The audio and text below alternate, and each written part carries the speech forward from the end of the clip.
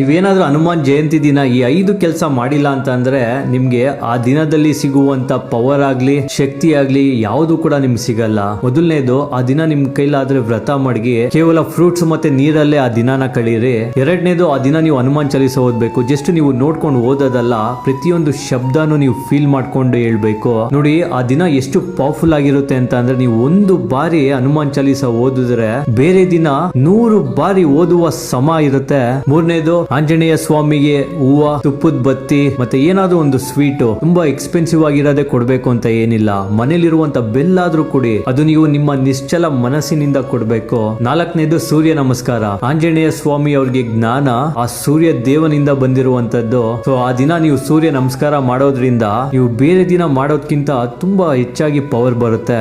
ಐದನೇದು, ತುಂಬಾ ಇಂಪಾರ್ಟೆಂಟ್ ಆಗಿರುವಂತದ್ದು, ಆ ದಿನ ನಿಮ್ಮ ಭಾವನೆ ತುಂಬಾ ಚೆನ್ನಾಗಿರ್ಬೇಕು. ನೀವೇನ್ ಕೆಲಸ ಮಾಡ್ತೀರಾ ಅನ್ನೋದು ಇಂಪಾರ್ಟೆಂಟ್ ಅಲ್ಲ, ನೀವ್ ಯಾವ ಭಾವದಿಂದ ಆ ಕೆಲಸ ಮಾಡ್ತೀರಾ ಅನ್ನೋದೇ ಇಂಪಾರ್ಟೆಂಟ್ ಆಗಿರುತ್ತೆ. ಆ ದಿನ ನೀವು ಕಣ್ಮುಚ್ಕೊಂಡು ಆ ಭಗವಂತನ ಹತ್ರ ಹೇಳಿ, ತಪ್ಪಾಗಿರುವಂತ ದಾರಿಲಿ ಏನಾದ್ರೂ ಹೋದ್ರೆ ಸರಿಯಾಗಿರುವಂತ ದಾರಿಲೇ ಕರ್ಕೊಂಬಂದ್ ಬಿಡು ಅಂತ ಕೇಳಿ. ನೀವು ಕೂಡ ನಂತರ ಆಂಜನೇಯ ಸ್ವಾಮಿ ಭಕ್ತರಾಗಿದ್ರೆ ಜೈ ಶ್ರೀರಾಮ್ ಅಂತ ಕಮೆಂಟ್ ಮಾಡೋದ್ ಮರಿಬೇಡಿ. ಸರ್ವೇ ಜನ ಸುಖಿನೋ ಭವಂತು.